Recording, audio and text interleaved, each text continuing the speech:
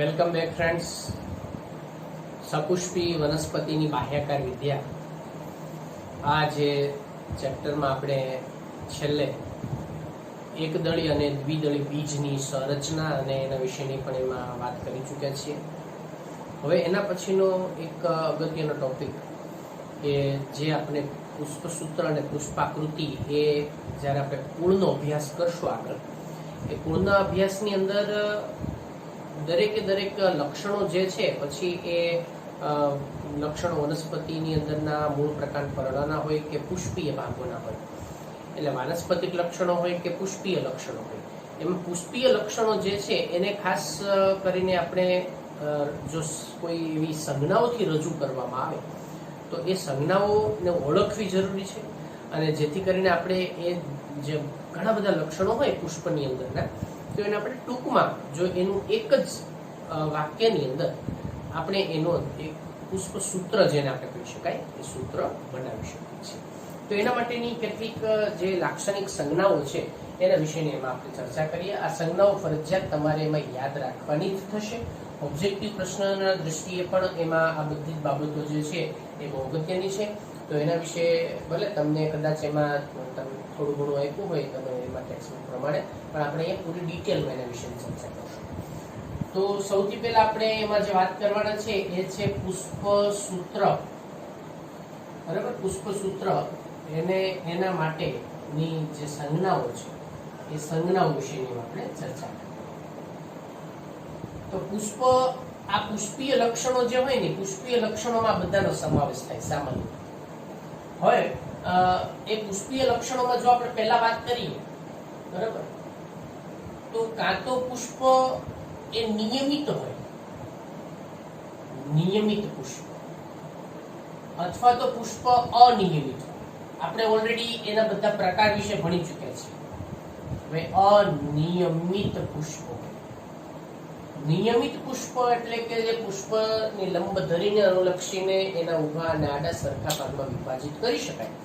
તો સમજો, આ પુષ્પના બધા ચક્રોનું એક લંબ ધરીને અનુલક્ષીને એના ઊભા કે આડા સમાન ભાગમાં જો આપણે એને વહેંચી શકાય, એટલે આપણે એને કહીએ છીએ કેવું પુષ્પ, તો કે નિયમિત પુષ્પ. એટલે આ રીતે એક રાઉન્ડની અંદર તમારે એમાં જે આ સરવાળા નિશાની છે એ નિયમિત પુષ્પની નિશાની છે. બરાબર. હવે એવી જ રીતે અનિયમિત પુષ્પની અંદર તો કે એવા જ રાઉન્ડમાં કાં તો એક સિંગલ લીટો આવો, કેમ કે એને આપણે બે જ સરખા ભાગની અંદર વિભાજિત કરી શકાય લંબ ધરીને અનુલક્ષીને. એના આધારે આપણે એના પ્રકાર જુદા જુદા આગળ વાત કરી ચૂક્યા છે. અથવા તો તમારે એના માટે પર્સન્ટેજની નિશાની જે છે એ દર્શાવવી પડે. તો પુષ્પ નિયમિત હોય તો બે પ્રકારની નિશાની, નિયમિત માટે અને અનિયમિત માટે, આ બેમાંથી કોઈ પણ એક નિશાની આપણે દર્શાવી શકીએ છીએ. હવે એના પછી જો પુષ્પ ઉભયલિંગી હોય, પુષ્પ ઉભયલિંગી, બરાબર, તો એના માટેની નિશાની એની અંદર આપણને શું આવશે? તો ઉભયલિંગી પુષ્પ હોય તો એના માટે બે પ્રકારની નિશાનીનો ઉપયોગ આપણે કરીએ. એ પહેલા હું તમને એક વસ્તુ જણાવી દઉં કે ધારો કે આપણે પુષ્પ એકલિંગીને સમજી લઈએ, પુષ્પ એકલિંગી, તો એકલિંગી પુષ્પ હોય તો એમાં પાછા બે આવશે. કાં તો એ નર પુષ્પ પણ હોય અથવા તો એ માદા પુષ્પ પણ હોય ને, બે. બરાબર. હવે જો નર પુષ્પ હોય ને તો એના માટેની નિશાની થશે એક રાઉન્ડ, અને એની નીચે આપણે ક્રિશ્ચિયન ક્રોસ, આ નરની નિશાની છે. માદા પુષ્પ હોય તો એની નિશાની માટે એક રાઉન્ડ અને એના ઉપર ત્રાસો એરો આવી, આ માદા પુષ્પની નિશાની છે. નર માટે આ નિશાની, માદા માટે આ નિશાની. હવે જો આ પુષ્પ એ ઉભયલિંગી હોય, એટલે કે એમાં બંનેની હાજરી હોય, તો શું કરવાનું? તો કે એક જ કોમન રાઉન્ડ અને એના ઉપર એરો અને નીચે ક્રોસ હાથે. તો આ ઉભયલિંગી પુષ્પની નિશાની થઈ ગઈ. બરાબર. તો નિયમિત પુષ્પ, ઉભયલિંગી પુષ્પ, આ એના માટે. હવે ધારો કે નિપત્રી હોય પુષ્પ, તો નિપત્રી હોય તો શું કરવાનું? અને અનિપત્રી હોય તો એના માટે શું? જો પુષ્પ નિપત્રી હોય, નિપત્ર એટલે આપણે અંગ્રેજીમાં બ્રેક્ટ તરીકે ઓળખી શકાય, એના માટેનો સૌથી પહેલા બે શબ્દ લઈ લેવાના, BR, બ્રેક્ટ એટલે નિપત્ર. અનિપત્ર એટલે તો કે EBR, ઈ બ્રેક્ટિએટ, બ્રેક્ટિએટ અને ઈ બ્રેક્ટિએટ એટલે આને EBR તરીકે ઓળખવામાં આવે છે. બરાબર, તો આ નિયમિત અને અનિયમિત જે છે એ નિપત્રી છે કે નહીં એના વિશેની આપણે ચર્ચા કરી. હવે આપણે એના પુષ્પના જુદા જુદા ચક્રો વિશેની એમાં વાત કરીએ. તો સૌથી પહેલા આપણે જો વાત કરીએ તો કે ભાઈ વજ્ર ચક્ર, બરાબર, વજ્ર ચક્ર. તો વજ્ર ચક્ર જે છે એના માટે આપણે અહીંયા નિશાની વાપરશું. વજ્ર ચક્ર એટલે આપણે આગળ વાત કરી કે આને કેલિક્સ તરીકે ઓળખી શકાય. તો એના માટે છે કેપિટલ કે, કેલિક્સ નો કેપિટલ કે અહીંયા આપણે એને ધ્યાનમાં લીધો. આના માટે કેપિટલ કે આ નિશાની છે વજ્ર ચક્ર માટે. હવે ધારો કે તમને એમ કોઈ એમ કે ભાઈ વજ્રપત્ર 5, કેમ કે વજ્ર ચક્ર શેનું બનેલું છે તો કે વજ્રપત્રનું બનેલું છે 5. તો તમારે શું નિશાની કરવાની? કે અને એની જમણી બાજુએ સાઈડમાં નીચે નાના 5 લખવા. જો તમે આમ લખો K5 તો આ ખોટું પડે છે. જો તમે આમ લખો 5K તો આ પણ ખોટું પડે છે. જો તમે આમ લખો એની અંદર K5 તો આ પણ ખોટું પડે છે. એટલે આપણે માત્ર આ રીતે 5 દર્શાવવા જરૂરી છે. હવે બીજી વાત આવે એના પછી મુક્ત કે યુક્ત. હવે ધારો કે તમને કોઈ એમ કે ભાઈ વજ્રપત્ર 5 યુક્ત, તો યુક્ત હોય ને તો માત્ર તમારે શું કરવાનું? K5 આ 5 ને કૌંસમાં લખવાનું.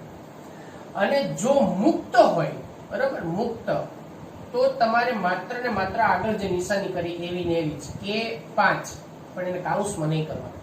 જો કૌંસ કરશો એટલે ખબર પડશે કે આ દલપત્ર હોય કે વજ્રપત્ર જે કોઈ પણ ચક્રના એકમ હોય એકબીજાની સાથે જોડાણ ધરાવે છે. આનો અર્થ એવો થાય. એટલે આ એના માટેની નિશાની. બરાબર છે? ખ્યાલ આવી ગયો? કે એટલે કોણ? વજ્ર ચક્ર. હવે એના પછી દલ ચક્ર.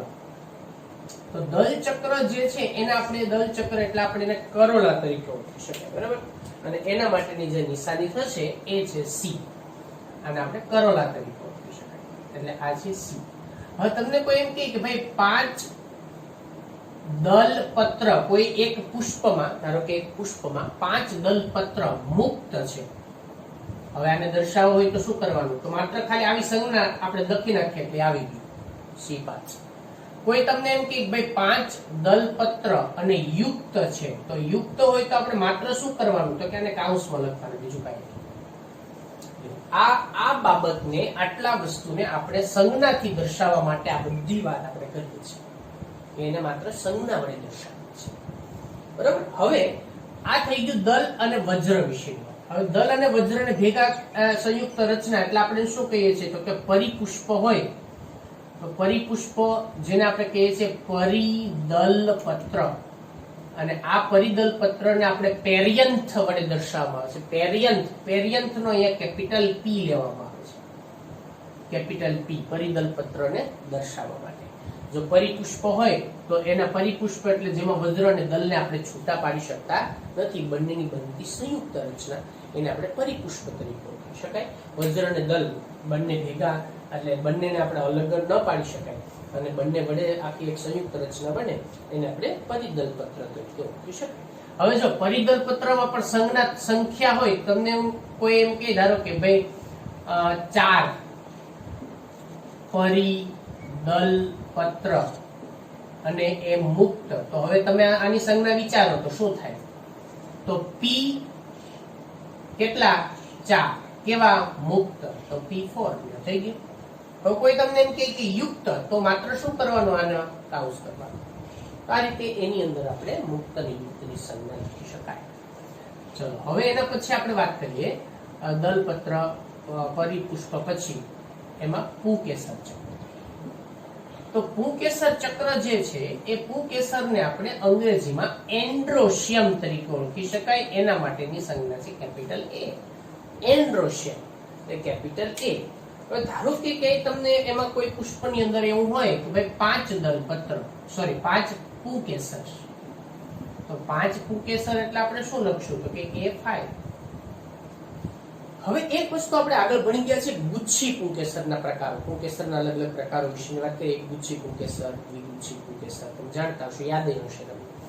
તો ધારો કે ક્યાંય તમને એમાં એવું જોવા મળે કે ભાઈ એમાં દ્વિગુચ્છી પુંકેસર હોય, બરાબર, દ્વિગુચ્છી પુંકેસર હોય અને એ દ્વિગુચ્છી પુંકેસર એટલે બે ગુચ્છ થયા, એટલે બે જૂથ થયા પુંકેસરના ગુચ્છ.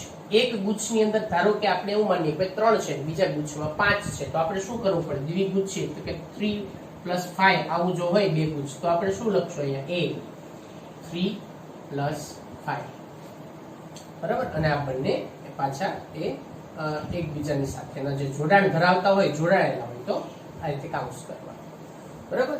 અને જો એકલા સિંગલ હોય, ધારો કે પુંકેસર દ્વિગુચ્છી, આ એક સ્થિતિ થઈ. બીજી સ્થિતિ હું તમને એમ કહું કે ધારો કે આમ પણ હોય ને 9 કૌંસમાં +1, એટલે 9 કેવા છે? જોડાયેલા છે, ને આ એકલું મુક્ત છે. હવે આપણે વટાણાની અંદર જોઈ ગયા છીએ, તમને યાદ હશે. તો આ પણ દ્વિગુચ્છી પુંકેસર એમાં કરી શકાય છે.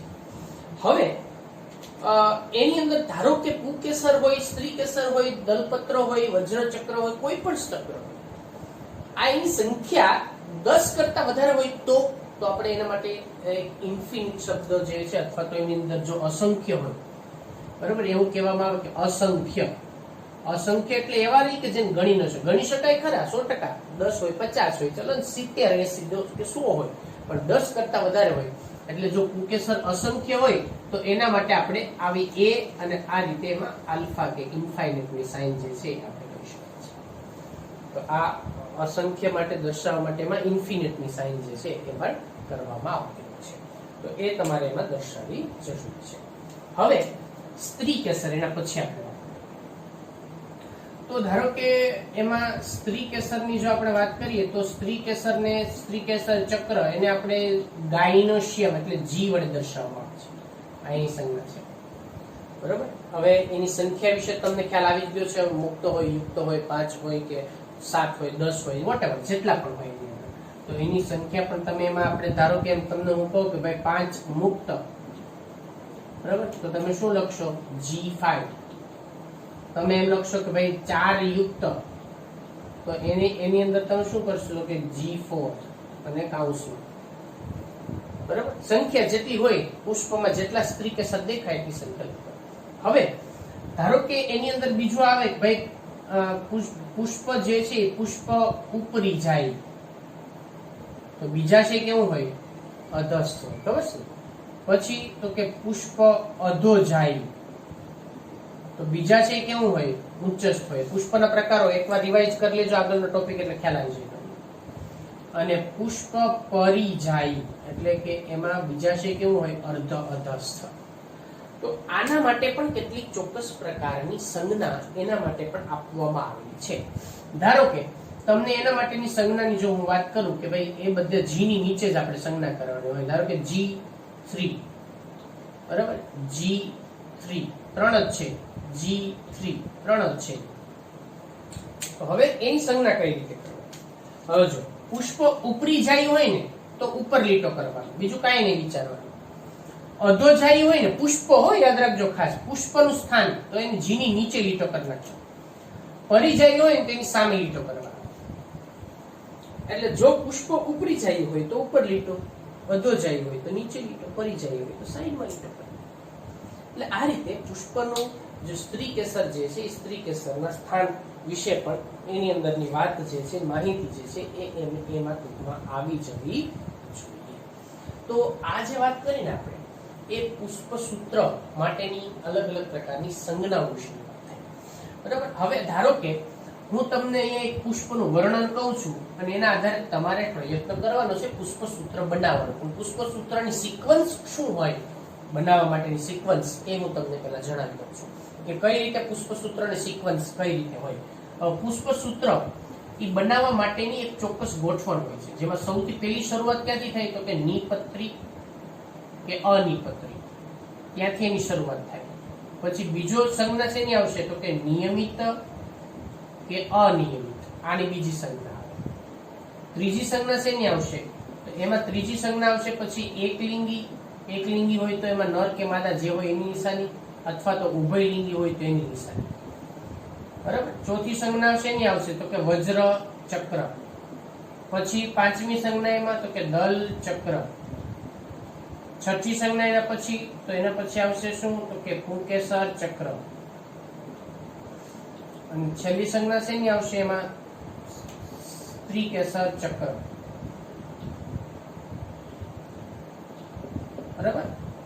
આ રીતે એમાં, અને બીજાશય કે પુષ્પનું ઉત્પત્તિ કે એની સ્થાન. તો આ સિક્વન્સ તમારે એમાં યાદ રાખવાની છે. આ સિક્વન્સ પ્રમાણે તમારે એની અંદર જે કોઈ પણ સંજ્ઞાઓ છે એ સંજ્ઞાઓ લખવાની થાય. ઉદાહરણ તરીકે જો આપણે માત્ર હું તમને ખાલી એક સંજ્ઞા જે છે સંજ્ઞાની વાત છે, તો અહીંયા આપણે એક પુષ્પસૂત્ર હું તમને ટૂંકમાં દર્શાવી દઉં છું. ધારો કે મેં એક સંજ્ઞા આ પ્રકારની કરી છે અહીંયા, બરાબર. બીજી અલ્પ વિરામ વચ્ચે કરવાનું. બીજી સંજ્ઞા મેં આ પ્રકારની કરી છે અહીંયા. ત્રીજી સંજ્ઞા જે છે એ અહીંયા એકલિંગી સોરી આપણે નિપત્રી, પેલા નિપત્રીથી શરૂઆત કરીએ. પહેલી સંજ્ઞા મેં લખ્યું છે BR. એની બીજી મેં તમને નિયમિતની નિશાની કીધી છે, તો એ નિયમિત કે અનિયમિત એની નિશાની. પછી એકલિંગી કે ઉભયલિંગી હોય તો મેં ઉભયલિંગીની એક નિશાની કરી છે. પછી અહીંયા વજ્ર એટલે કે K5 બરાબર જોડાયેલા છે. દલ તો C4 4 મુક્ત છે. પુંકેસર તો A3 3 મુક્ત છે. સ્ત્રી કેસર તો G2 યુક્ત છે, જોડાયેલા છે. હવે બીજાશયનું સ્થાન ધારો કે બીજાશય ઉચ્ચસ્થ હોય તો પુષ્પ કેવું થયું? અધોજાયું. તો લીટી ક્યાં આવે? G ની નીચે. બની ગયો. બસ. તો આને શું કહેવાય? પુષ્પસૂત્ર. તો આ છે એક પુષ્પસૂત્ર. તો હવે આના લક્ષણ તમે જુઓ કે ભાઈ પુષ્પ કેવું છે, તો કે સૌથી પહેલા તો પુષ્પ નિપત્રી છે, બરાબર. નિપત્રી છે. પુષ્પ નિયમિત છે. પુષ્પ ઉભયલિંગી છે. પુષ્પમાં 5 વજ્રપત્ર જોડાયેલા છે. પુષ્પમાં 4 દલપત્ર મુક્ત છૂટા છે. પુષ્પમાં 3 પુંકેસર છૂટા છે. પુષ્પમાં 2 સ્ત્રી કેસર જોડાયેલા છે. પુષ્પ કેવું છે? તો કે પુષ્પ અધોજાય છે. આટલા વર્ણનને આપણે પુષ્પસૂત્રની મદદ વડે આવી રીતે લખી શકીએ. ક્લિયર? હવે તો આ વાતને પુષ્પસૂત્ર જે છે એ કેવી રીતે બનાવવું અને પુષ્પસૂત્રની અંદરની જે કોઈ પણ સંજ્ઞાઓ છે એ કઈ રીતે તમારે યાદ રાખવાની છે એના વિશે ચર્ચા. આ બાબત બહુ અગત્યની છે, બરાબર. અને એ તમારે એમાં એક યાદ રાખવાની થશે ખાસ. હવે તમારી માત્ર જાણ માટે હું અહીંયા એક પુષ્પસૂત્ર લખું છું. તમે વિચારજો કે પુષ્પસૂત્રમાં પુષ્પનું વર્ણન શું થાય છે. હું લખી દઉં. ધારો કે તમને આ રીતે લખું એમાં.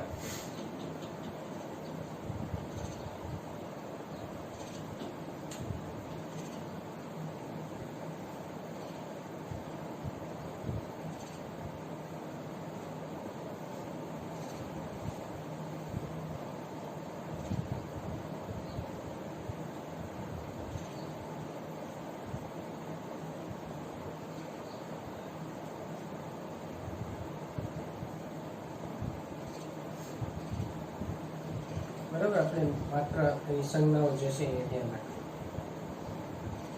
અવય નો 0 કે માદા પુષ્પ છે. તો આનું વર્ણન તમે વિચારજો મગજમાં, બરાબર. એક જોજો, પછી મને એમાં તમે તમારી રીતે થોડો નિર્ણય લેજો કે આ કઈ રીતે કરવું. હવે બીજી વસ્તુ, કેટલીક વખત 2 ચક્રો એકબીજા સાથે જોડાયેલા હોય છે. તો હજી એની પણ એક નિશાની જે છે એમાં રહી ગઈ હતી અને ફરીવાર એમાં એ નિશાની આપણે એમાં જાણવી જરૂરી છે. કે 2 ચક્ર એકબીજા સાથે જોડાયેલા હોય તો ધારો કે કોઈ જગ્યાએ એવું હોય ભાઈ પુંકેસર જે છે દલ લગ્ન હોય એટલે કે પુંકેસર દલપત્ર સાથે જોડાયેલું છે, તો ત્યારે બરાબર એટલે જ્યારે એના જે કોઈ પણ 2 ચક્રો એ જોડાયેલા હોય તો એ 2 વચ્ચે આ પ્રકારનો બ્રિજ બનાવવાનો, બરાબર. 2 ચક્રને જોડતો બ્રિજ બનાવવાનો, જેમ કે A અને G, તો એની વચ્ચે આવો બ્રિજ બનાવવાનો. હવે આમાં જો હું તમને એમ કહું ભાઈ અહીંયા દલ અને પુંકેસર એ બંને જોડાયેલા છે, તો એને બંને વચ્ચે તમારે શું બંનેની ઉપર આવી એક નિશાની કરવાની, આ રીતે બ્રિજ બનાવી નાખવાનો. જોડતો કેમ આપણે કોઈ બંનેને એક પુલ વડે જોડાયેલા હોય, બ્રિજ વડે જોડાયેલા, જો જોડાયેલા હોય તો જ, બાકી નહીં, બરાબર. તો ધારો કે અહીંયા હું આ બંનેને જોડતો એક બ્રિજ બનાવું, બરાબર. આ બંને, તો આને પણ તમારે શું એની વર્ણન થાય એ પણ તમારે એમાં યાદ રાખવું. કે એનું વર્ણન કઈ રીતે કરી શકાય. એટલે આ ખાસ યાદ રાખજો, જો બે ચક્ર એકબીજા સાથે જોડાયેલા હોય તો એને આ પ્રકારનો જે કોઈ પણ બ્રિજ જે છે એ એક બ્રિજ વડે એને જોડવામાં આવે છે. બરાબર? તો બહુ ઈઝી અને અગત્યની વસ્તુ છે અને ખાસ એને વારંવાર રિવિઝન કરશો તો જ આ યાદ રહેશે, સરળતાથી નહીં રહે. 2-3 વખત એને બધી સંજ્ઞાઓ લખજો, વાંચજો, વ્યવસ્થિત રિપીટ કરજો તો આ વસ્તુમાં તમને ખ્યાલ આવશે. તો અહીંયા સુધી આપણે એમાં રાખીએ, બાકીની ચર્ચા આપણે નેક્સ્ટ લેક્ચરમાં